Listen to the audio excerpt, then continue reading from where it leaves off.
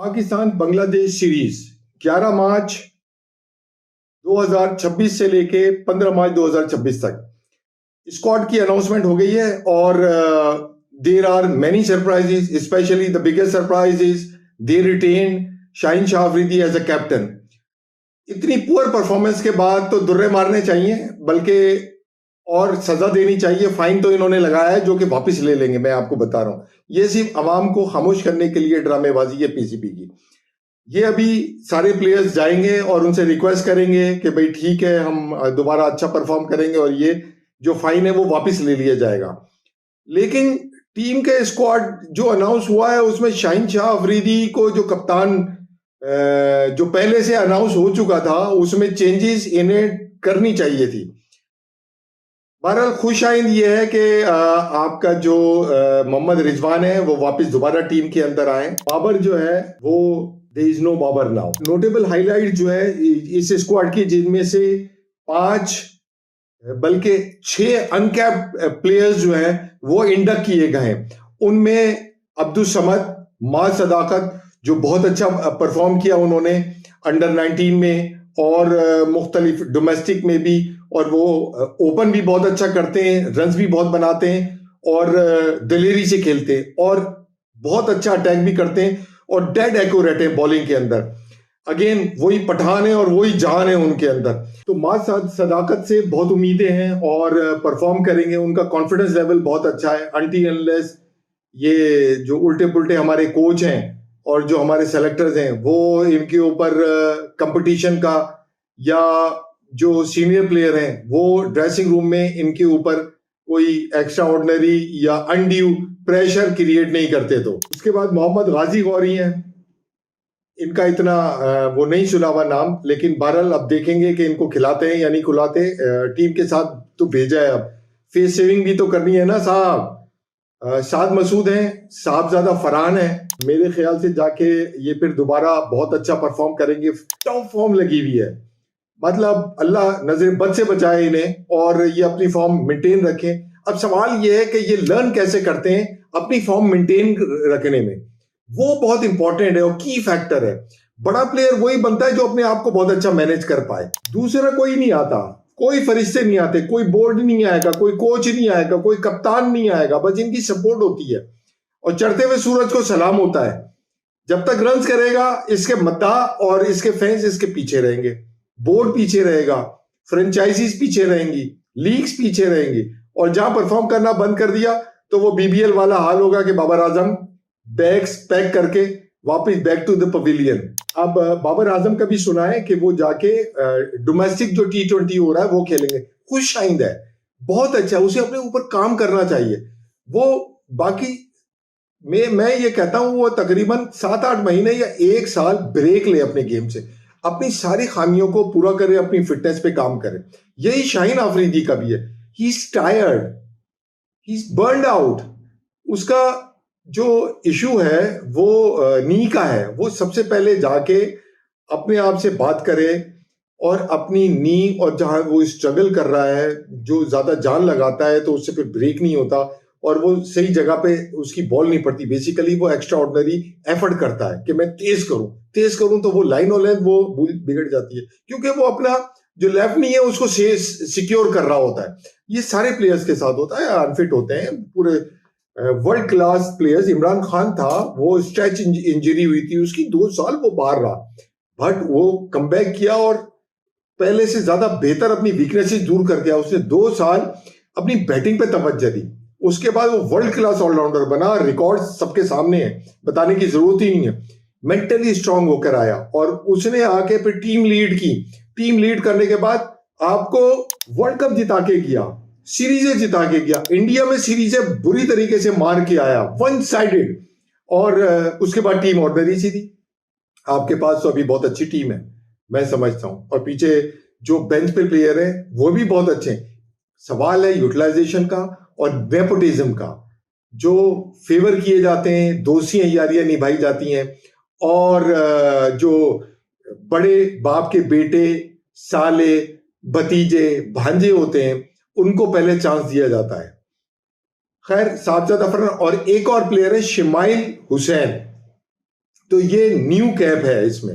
बाकी जो 15 का स्क्वाड रह गया है उसमें शाहीन आफरीदी हैं, अबरार हैं, फहीम अशरफ हैं, फैसल अकरम, हारिस रऊफ, हुसैन तलत, मोहम्मद रिजवान, मोहम्मद वसीम जूनियर और साहबजादा फरहान, सलमान अली आगा। देखिए वनडे अच्छा खेलेंगे सलमान अली आगा, वनडे के प्लेयर है, T20 के प्लेयर ही नहीं है।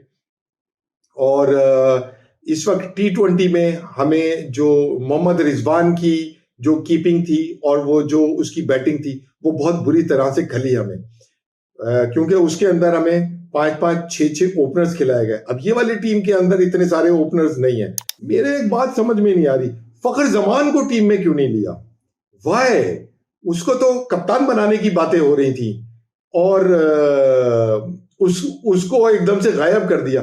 मेरे ख्याल से ये इसीलिए गायब किया वो कि वहां ले जाके भी उसको बिठा देंगे एज यूजुअली, और वो अपनी रिटायरमेंट लेने के फैसलों में इस वक्त उलझे हुए, और उन्हें मेरे ख्याल से यहाँ तो हमारे यहाँ हमेशा मट्टी पलीत करके ही प्लेयर्स को जाहिर किया जाता है हमेशा से। जावेद मियांदाद जैसे प्लेयर की भी मट्टी पलीत की गई और उसको कोई जो था वो अच्छे तरीके से पीसीबी ने खैरबाद नहीं कहा। ये प्लेयर्स अपनी रिटायरमेंट खुद ही लेके बेचारे साइड पे बैठ जाते हैं। इतने बड़े बड़े नाम है तो फखर जमान की क्या उनके सामने हैसियत है? इसको भी ये ऐसे ही करेंगे और वो बेचारा साइड पे बैठ जाएगा। इतने रिकॉर्ड्स रख के और इतनी पाकिस्तान की उसने खिदमत की है और वेल डिजर्व रहा है, नॉन पॉलिटिकल और कोई स्कैंडल नहीं और बड़े गेम का परफॉर्मर हमेशा से रहा है, तो सैल्यूट टू हिम। और उसके जो छक्के हैं वो भी 99 के करीब हैं, जो सबसे ज्यादा है T20 में अभी तक। अब ये फरहान अपकमिंग आ रहे हैं, इमर्जिंग है, और ये आगे फ्यूचर में जाके अगर इनकी फॉर्म लगी रही तो ये डेफिनेटली उनका रिकॉर्ड जरूर तोड़ेंगे। बहरहाल जो निकाला गया, साइम अयूब गए और शादाब खान को निकाला गया, उसके अलावा मोहम्मद नवाज का ऑस्टर हुआ, तो ये बिग नेम्स हैं जो निकले। बहरहाल thanks to them, thanks to selectors के अबरार को लेकर आए जो की आप बॉलर है आपका। तो मैं ये समझता हूं कि वहां जाके अब इन्हें ये चाहिए, अब ये तैयारी करें 2027 की। कुछ लोग कहते हैं कि रिजवान को कप्तान बना देना चाहिए और कुछ लोग कहते हैं कि सलमान को ही कैप्टन रहना चाहिए, क्योंकि ये जो पार्टीबाजी और जो ग्रुपिंग होती है उसको ग्रुपिंग नहीं करने देता। रिजवान तो करता रहा है, लेकिन अब उसको लेसन होगा क्योंकि बाहर बिठाया उसको, तो वो अब सीख कर आएगा, थोड़ा बैकफुट पे होगा। बीच में भी थोड़ी कैप्टनसी की थी उसने, लेकिन वो अंडर प्रेशर था, जाहिर उसे पता था कि फिजाएं उसके खिलाफ है। तो आप जो भी प्लेयर्स को खिलाए उनको कॉन्फिडेंस के साथ खिलाए और उन्हें बताएं कि हम तुम्हें लॉन्ग रन में लेके चलेंगे, बट परफॉर्म करना शर्त है, परफॉर्मेंस आप देते रहेंगे। मैं हैरान हूं कि अभी इसमें सुफियान मुकीम क्यों नहीं है। सुफियान मुकीम को इस टीम के अंदर होना चाहिए था। मैं ढूंढता रहा, जो नाम अनाउंस हुए वो उसको खिलाना चाहिए। मेरे ख्याल से वो टेस्ट में खिलाएंगे उसको, ये क्या करेंगे। बहरहाल ये बड़ा सेटबैक है। सुफियान मुकीम के नाम पे सवालात उठेंगे, उसकी एब्सेंस पे सवालात उठेंगे और उठने भी चाहिए। उसको आप जाये कर रहे हैं टैलेंट को, और क्यों जाया कर रहे हैं ये better known to the selectors and the management and the captain. ये कैप्टन तो लल्लू प्रसाद यादव है, और मैं आपको बता रहा हूं फिर दोबारा से पिटेगा ये। 10 ओवर नहीं कर सकते, ये 4 ओवर नहीं होते इससे पूरे, तो ये 10 ओवर कैसे करेगा, ये सवाल है। और उसका बर्डन किसको उठाना होगा? पूरी टीम को उठाना होगा, स्पिनर्स को उठाना होगा, या जो दूसरे पेसर्स हैं उसको उठाना होगा। जाहिर है एक तो खुद खेलेंगे ये, एक पेसर और ले लेंगे ये, और जब ये परफॉर्म नहीं करेंगे तो उसका इंपैक्ट दूसरे बॉलर के ऊपर भी आता है, और अच्छा या बुरा दोनों इंपैक्ट आते हैं। तो अब चलें देखते हैं इस सीरीज में कि क्या होता है फिर। और शादाब खान का जिक्र करूंगा। शादाब खान को ले दे के इस वक्त सोशल मीडिया पे बहुत हाइप मची हुई है और सकलैन मुश्ताक को बहुत बुरा भला कहा जा रहा है। यार होता है, देखो दमाद है उसका, आखिर घर में उसको बेटी भी प्रेशर मारती होगी, उसकी बीवी भी प्रेशर मारती होगी उसको। और शादाब खान का जो पीछे उसने 123 मैचेस खेले T20 में, और उसमें सिर्फ उसकी एक 50 है और कहा जाता है कि जनाब ये ऑलराउंडर है। तो वो साहब ऐसे जो लंगड़े लूले ऑलराउंडर है, उसका अब इंजरी से आया था और डायरेक्ट उसका इंक्लूजन किया गया ये वर्ल्ड कप के अंदर। तो वो उसका जो शोल्डर है वो शोल्डर भी इंजर्ड है और उसका जो एक नी है वो भी इंजर्ड है। तो उससे वो वाली ना बॉल ग्रिप होती है ना पूरी स्ट्रेंथ से उससे बॉलिंग होती है। तो यार समझा करें आप लोग यार, ये वाली बात जब हमें पता है, हम तो कॉमन मैन है और ना क्रिकेटर है, ना क्रिकेट की इतनी समझ है जितनी सेलेक्टर्स को होती है, यानी वो चूज करके बेस्ट प्लेयर्स निकालते हैं कि जो टीम पे शातिर नजर रख के और अपने प्रॉपर यूटिलाइजेशन उनको करनी आए कि कहाँ किस किस पोजीशन में खिलाना है। खैर बहरहाल मुझे ये लगता है जितना क्रिटिसिज्म हुआ है तो वो सिलेक्शन कमेटी भी अंडर प्रेशर होगी, कप्तान भी अंडर प्रेशर होगा और वो शादाब खान और उनके जो सुसरे अजीम है वो भी बहुत अंडर प्रेशर होंगे कि अब उन्होंने दोबारा नहीं बोला। शाहिद आफरीदी ने अपनी जान बचा ली और उसने शाहीन आफरीदी को बहुत अच्छा क्रिटिसाइज किया और डांटा, बल्कि उसने कहा यार क्या जरूरत है ये राउंड द विकेट बॉल कराने की, और वो भी राइट हैंडेड बैट्समैन को, तो वो एंगल ही नहीं पड़ता, ये तो आपको ओवर द विकेट कराना चाहिए था। कब समझ आएगी, उसने कहा कि इसको कब समझ आएगी, इतने क्रिकेट खेल ली है। तो वो अब उस पे शाहिद आफरीदी पे कोई क्रिटिसाइज नहीं कर, हालांकि उसने शुरू में बहुत सपोर्ट किया उसको उसकी इंक्लूजन का, क्योंकि उसका भी डामाडोल था। बहरहाल ये अब लिटमस पेपर होगा, ये वनडे सीरीज बांग्लादेश के खिलाफ तो ये सारे परफॉर्म करने आ जाते हैं, छोटी टीम इन्हें नेपाल, भूटान, सूडान और ओमान, यूएई और जो ऐसी युगांडा जैसी टीम है उनके खिलाफ खिलाएं इनको, ये खुश रहेंगे और परफॉर्म करेंगे। नमीबिया नाम भूल गया मैं, उनके खिलाफ इनको खिलाया करें, बस ये अपने रिकॉर्ड वगैरह करके और अपने 4-4, 6-6 साल निकाल देंगे। 10-10 साल से इन्होंने पाकिस्तानी क्रिकेट पे कब्जा किया हुआ है। यही लंगड़े लूले प्लेयर शाहीन आफरीदी और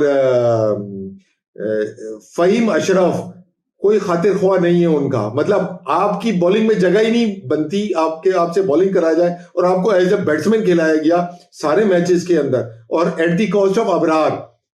शाबाश है आफरीन है, इनको तो जूते मारने चाहिए, ये गोली से मार देना चाहिए इन लोगों को। इतना गुस्सा आता है कि ये प्लेयर जाय करते हैं, खिला के भी जाय करते हैं। मतलब एक आपने शादाब को खिलाया, वो एक प्लेयर जाय कर दिया, अबरार को नहीं खिलाया है, वो प्लेयर जाय कर दिया। तो दो गलत सिलेक्शन आपकी बेसिकली 4 प्लेयर्स को अफेक्ट करती है और आपके रिजल्ट वही है, आप सेमीफाइनल में नहीं पहुंच सके, हालांकि केपेबल थे और ऑन पेपर आपको पहुंचना चाहिए था। अब देखते हैं साहब, बाकी मांदा जो रह गया है, अब इस वक्त तो पूरी दुनिया की निगाहें वो तो जाहिर है ज्यादातर बॉर्डर्स पे हैं, उसका मैं ज्यादा जिक्र नहीं करूंगा, नॉन क्रिकेटिंग इश्यूज हैं। बहरहाल जो वर्ल्ड कप था उससे जो कंसंट्रेशन थी ऑडियंस की और फैंस की, वो इस वक्त डाइवर्ट हो चुकी है। और अल्लाह रहम करे इस दुनिया पे भी और ये क्रिकेटिंग वर्ल्ड पे भी कि अमन व अमान रहे, ताकि हमारी क्रिकेट जिंदा और जावेद रहे। मिलते हैं फिर दोबारा आपके साथ इंशाल्लाह, अल्लाह ने के बाद।